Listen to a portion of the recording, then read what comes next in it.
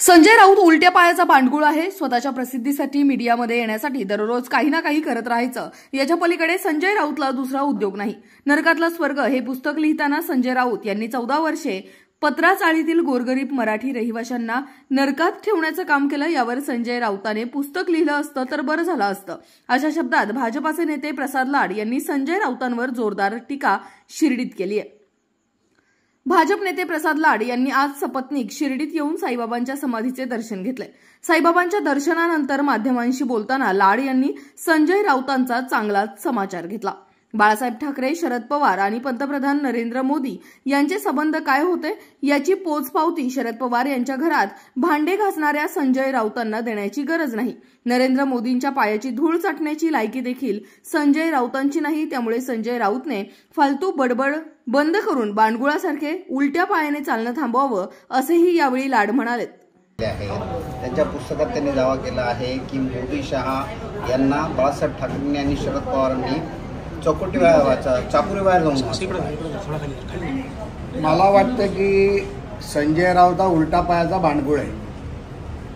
स्वतःच्या प्रसिद्धीसाठी काही ना काहीतरी रोज करत राहायचं आणि मीडियामध्ये येत राहायचं, याच्या पलीकडे त्याला काय उद्योग नाही आहे। नरकातला स्वर्ग हे पुस्तक लिहित असताना मला संजय राऊतांना सांगायचं आहे, 14 वर्ष ज्या पत्राचाळीतील गोरगरीब मराठी रहिवाशांना नरकात ठेवण्याचं काम तू जे केलं त्याच्यावर देखील एक पुस्तक लिहिलं असतंच तर बरं झालं असतं। माननीय नरेंद्र मोदीजींचे आणि माननीय शरद पवारांचे आणि कैलासवासी शिवसेना प्रमुखांचे संबंध काय होते याची पोचपावती शरद पवारांच्या घरात भांडी घासणाऱ्या संजय राऊताला देण्याची गरज नाही आहे।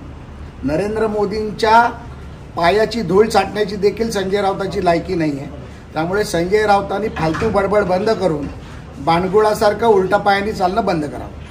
त्यांनी जे दावे केले आहेत ते इतक्या वर्षानंतर दावा केला आहे, त्यामध्ये काही बाहेर जाऊन त्यांनी असं आरोप केला आहे किंवा खुलासा केला आहे त्यांनी।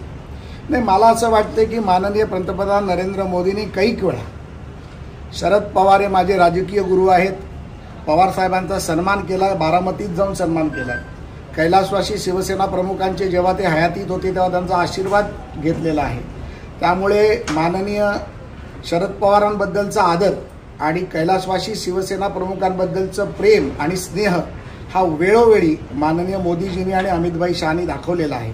त्यामुळे माननीय शाह साहेबांबद्दल जे त्यांनी लिहिलं आहे ते जगाला माहिती, कशा पद्धतीत काँग्रेसने त्यांना खोट्या पद्धतीत रोवण्याचा प्रयत्न केला, तेव्हाचे तत्कालीन काँग्रेसचे गृहमंत्री चिदंबरमनी कशा पद्धतीची आखणी केली, कशा पद्धतीत अमित शहाना गोवण्याचा प्रयत्न केला, गोधरा हत्याकांडाचा पिक्चर देखील तुम्ही पाहिला, कशा पद्धतीत मोदींना अडकवण्याचा प्रयत्न केला आणि अनेक प्रकरणं, मग मालेगाव स्फोटापासून ते गोधरा हत्याकांडापर्यंत कशा पद्धतीत काँग्रेसने मुस्लिम धार्जिणे निर्णय घेऊन हिंदूंना दाबण्याचा प्रयत्न केला आणि आजच्या परवाच्या सर्जिकल स्ट्राईक नंतर हिंदुस्तान झुकेगा नहीं ही भाषा माननीय मोदीजींनी अख्ख्या जगाला दाखवून दिली आणि भारत स्वतः किती शक्तिशाली आहे आणि पाकिस्तानला सळोकी पळू सोडून देण्याचं काम माननीय मोदीजींनी आणि आपल्या भारतीय सैन्याने केलं।